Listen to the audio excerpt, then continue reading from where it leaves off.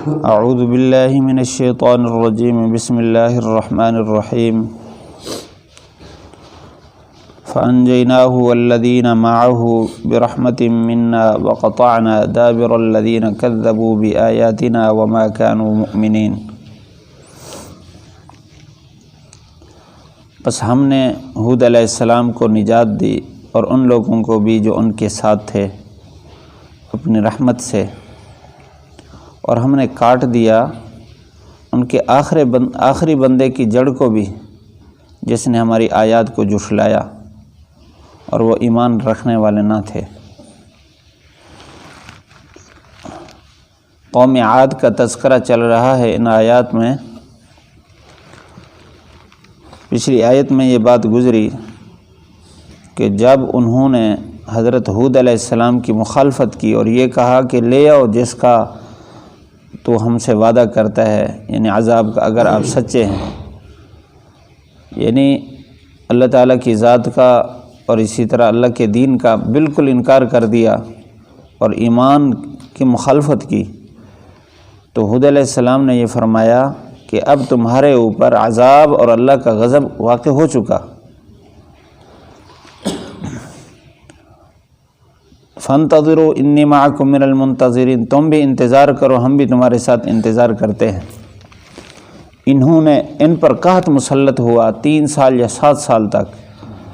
اور شدید گرمی پڑنے لگی، تو ایک قافلہ انہوں نے بھیجا، وفد بھیجا مکہ مکرمہ۔ کل کے درس میں اس کی تفصیل عرض کی ہے۔ وہاں جا کر بجائے اس کے کہ وہاں جا کر دعا کریں، یہ عیاشی میں پڑ گئے۔ وہاں کے ایک سردار نے ان کی دعوت کی، پورا مہینہ صبح و شام ان کا اکرام کیا۔ یہ وہاں بھوکے اور پیاسے رہ رہے تھے، یہاں آ کر ان کو جب خوب کھانا ملا، اچھی ان کی خدمت کی گئی، تو یہ اپنا مقصد بھول گئے، اور 2 باندیاں بھی اس نے اعزازاً ان کی خدمت میں رکھی۔ تو جب پورا مہینہ گزر گیا اور یہ لوگ وہاں سے ہٹ ہی نہیں رہے تھے اور اپنے مقصد کی طرف آ ہی نہیں رہے تھے، تو اسی سردار نے ان باندیوں کو سمجھایا کہ آج آپ نے اشعار پڑھنے ہیں ایسے کہ جس سے یہ خود بخود یہاں سے چلے جائیں، اور وہ اشعار تفسیر روح المعانی میں تفصیل کے ساتھ ذکر کیے گئے۔ ان باندیوں نے اشعار پڑھے جن کا خلاصہ یہ تھا کہ وہاں تمہاری قوم، تمہارے بچے اور عورتیں بلک بلک کر مر رہے ہیں، تمہارے جانوروں میں اتنی طاقت نہیں ہے کہ اٹھ سکے، اور تمہاری وادیاں وہ خشک ہیں، وہاں کے پرندے بھی بالکل اپنی جان سے گئے ہوئے ہیں،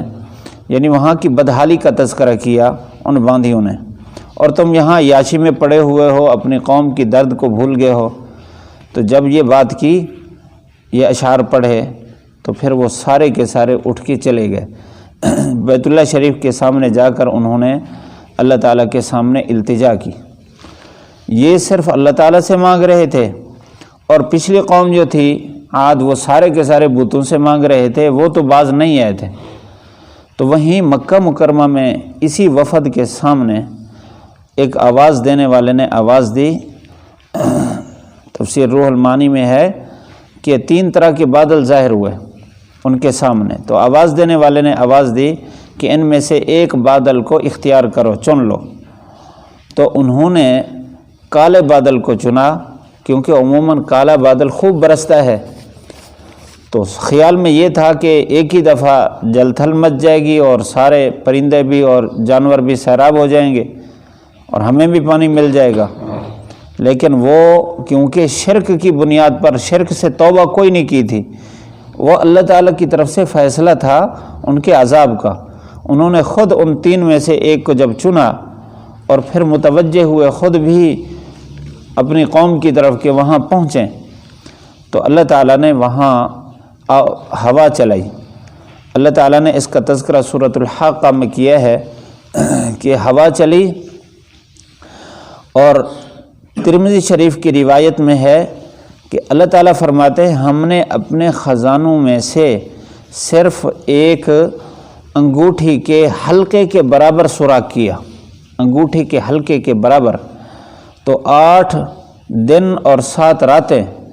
مسلسل یہ ہوا چلی، اور اتنا تیز تھی کہ بڑی بڑی قدوں والے جو کھجوروں کی طرح ان کے قد تھے،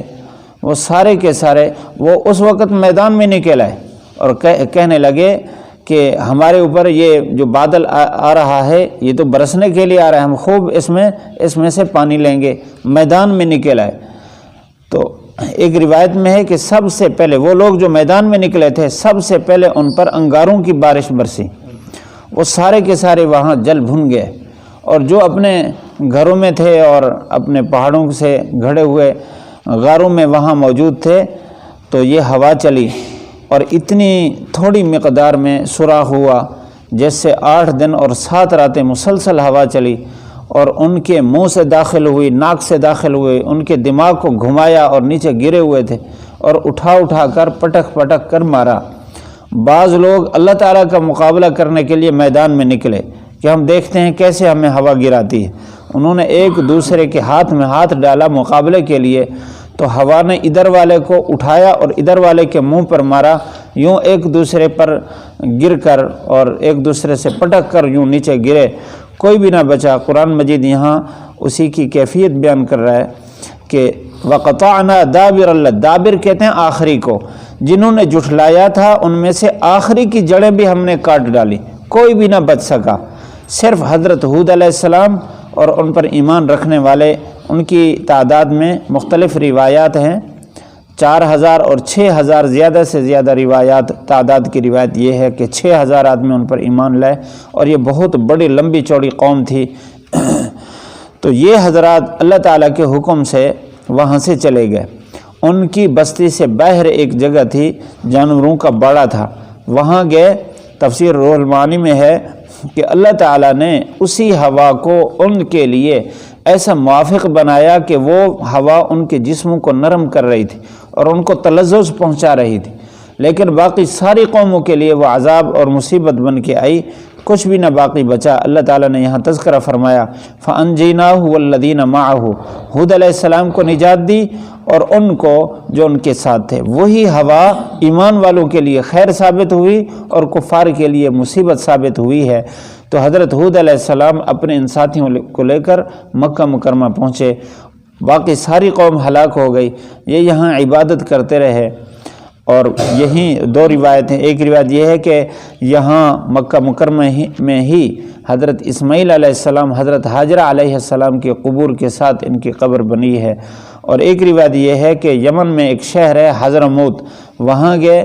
وہاں جا کر ان کی وفات ہوئی۔ تو بہرحال امن کے ساتھ یہاں وقت گزارا، باقی ساری قوم ہلاک ہو گئی۔ اللہ تعالیٰ نے یہ فرمایا وَمَا كَانُوا مُؤْمِنِينَ، وہ ہماری آیات پر ایمان رکھنے والے نہیں تھے۔